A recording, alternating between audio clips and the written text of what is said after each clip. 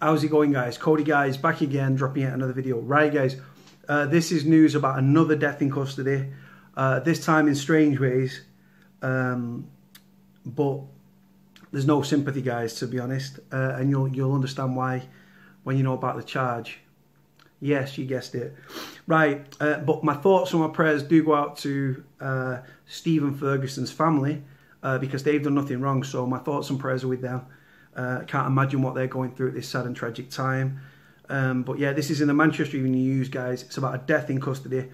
I think this was on Tuesday last week, and then you had the tragic suicide of Paul Jones, aged 36, on the Wednesday. So 2 deaths within 24 hours, just 40 miles apart. One in Walton Jail, or HMP Liverpool. One in Strangeways, or HMP Manchester. I'm going to address that up, guys. So it says here, inmate at Strangeways found dead in cell morning after he received a life sentence for rape. Stephen Ferguson, 33, was found dead the day after he was sentenced in court. A Strangeways inmate was found dead in his cell the morning after he received a life sentence for rape. Stephen Ferguson, 33, died at the prison on Tuesday, September the 25th. It is understood he was discovered dead by prison staff in the early hours of the morning. The day before his death, Ferguson was handed a life sentence in prison at Manchester Crown Court. He was found guilty of 3 counts of rape and a charge for controlling or coercive behaviour. Judge Hilary Manley sentenced Ferguson of no fixed abode to life imprisonment on Monday. An investigation into his death is taking place, and it is understood there are no suspicious circumstances. A spokesman for the prison service said, Her Majesty's Prison Manchester prisoner Stephen Ferguson died in prison on the 25th of September. As with all deaths, they do this boring, they roll it out for every death in prison, regardless of offences, guys. This is the boring stuff they come out with. As with all deaths in custody, there will be an independent investigation by the Prison and Probation Ombudsman. That's the usual. Back in February, Simon Mellors, 56, was found dead in his cell at the same prison. Rest in peace, Simon Mellors, God rest you. My thoughts and prayers with your family, but obviously that was back in February, but it'll be still hurting him. Ben Kelby, 32, was found dead in Strangeways this year as he was waiting to be sentenced. Again, rest in peace, Ben Kelby, God bless you, may you rest in peace. Kelby from Canal Street in Chadderton died in January after his sentencing was adjourned to later in the month. The latest death comes after prison staff launched a strike earlier this month in protest over attacks on them behind bars.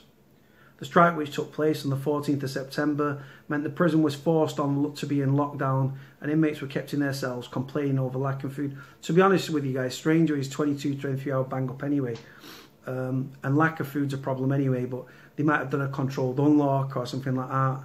Controlled unlock is like where they do like 1 cell at a time or 1 landing at a time, but because of the strike, probably 1 cell at a time, which is obviously very time consuming. That's finished the story, guys. I thought it was going to be longer than that, but it's actually finished the story. So like I say, I have my own opinions on sex offenders, guys. What do you think of a rapist taking his own life in prison? In Strangeways, guys, right? The VP wing, or the vulnerable prisoners wing, for those who don't know that are like, what's a vulnerable prisoner? It's people that are on protection, so it can be people with debt and stuff like that, but ordinarily it's sex offenders, rapists, kiddie fiddlers, child molesters, child murderers, things along them sort of lines. Crimes that are so heinous that if they was put in general population, they'd be attacked and they'd probably pay with their life. So they're housed on their own wing, which is G wing in Strangeways. So yeah, like I say, do you have any sympathy for Stephen Ferguson? My thoughts and my prayers go out to Stephen Ferguson's family. Absolutely, 1,000,000%. 3 counts of rape, guys, right, and 1 count of coercive behaviour. Coercive behaviour is like bullying your partner or bullying someone financially and like threatening them, and like they're scared of you, so they go along with you. Coercive behaviour. It's become a criminal offence now. But I'm more interested in the rape side of things. The fact that it's rape, you don't speak ill of the dead, but the fact that it's 3 counts of rape, guys, not once, not twice, but 3 times, and he was found guilty. My sympathies fucked off out that window behind me. What do you guys reckon? Do you feel sorry for sex offenders? Do you feel sorry for rapists? Is it saving the taxpayer money? Well, he won't be able to go on to reoffend now. What's your opinion? What are your thoughts, guys? I say what I want to say. You guys let me know what you think about this story. I'll put a link in the description below like I always do. But like I say, guys, 2 deaths in 24 hours, 40 miles apart. Obviously, Liverpool's 40 miles from Manchester, or Manchester's 40 miles from Liverpool. Walton Prison, obviously, with the tragic passing of Paul Jones. God bless you, may he rest in peace.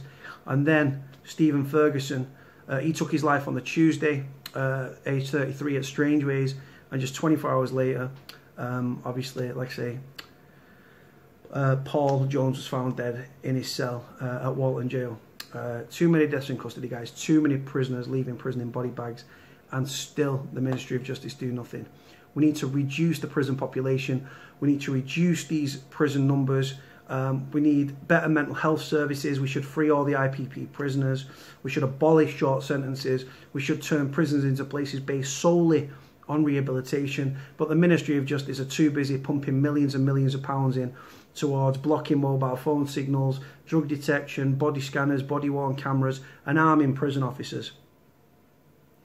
Rather than just dictating spending money around prisoners, invest it in them. Turn prisons into places of rehabilitation, skills and education and training. Because right now, rehabilitation is a made-up word, guys. So people like the Justice Secretary David Gork, the Prisons Minister Rory Stewart, and the rest of the Ministry of Justice can wear suits, feel important whilst getting paid in excess of £100,000 a year and fiddling their expenses. But they don't go to prison for that, do they?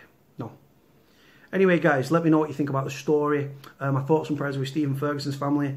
My thoughts and prayers are with Ben Kelby's family.